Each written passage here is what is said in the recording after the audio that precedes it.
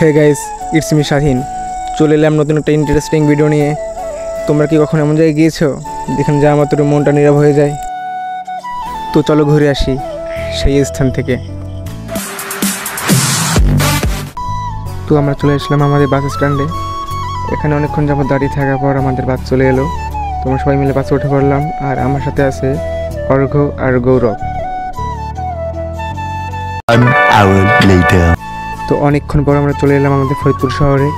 আর এখান থেকে যাব আমরা আমাদের বৌমনিদের বাসায়, সেখানে একটু রেস্ট নিয়ে পরে আমরা চলে যাব আমাদের শ্রীরঙ্গনের দিকে। ফরিদপুর শহরের মাঝখানে এক শান্ত স্বর্গ। পরিবেশ মুখ পেরোতেই মনে হয় সব ক্লান্তি, সব শব্দ থেমে গেল। তো আমরা সবাই মিলে প্রবেশ করলাম মন্দিরের ভিতর। আর এখানে গত কয়েকদিন যাবৎ কীর্তন চলছে, তাই এখানে অনেক মানুষের সমাগম। আর যারা যারা ফরিদপুর শহরে আসবেন তারা অবশ্যই এই মন্দিরটি দর্শন করবেন।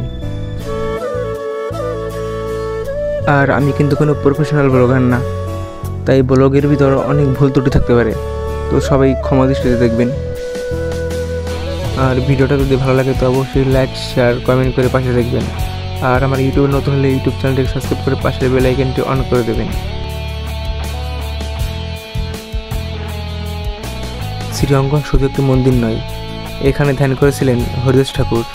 এখানেই জন্ম নেন ভক্তি সিদ্ধান্ত সরস্বতী ঠাকুর। শ্রীরঙ্গন শুধু স্থান নয়, এই এক জীবন্ত ইতিহাস। আর যারা যারা ফরিদপুর শহরে আসবেন তারা অবশ্যই মন্দিরটাকে দর্শন করবেন।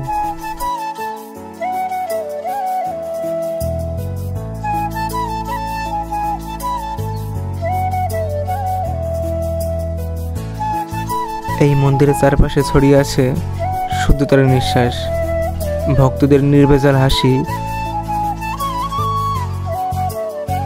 এই মন্দিরের চারপাশে রয়েছে নানা দর্শনীয় স্থান, আর এই সৌন্দর্য কখনো মুখে বলে প্রকাশ করা যাবে না।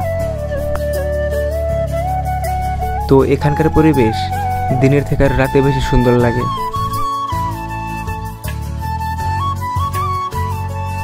এই শ্রীরঙ্গন ভালোভাবে ঘুরে দেখার পর আমরা হাঁটতে হাঁটতে সামনের দিকে গেলাম।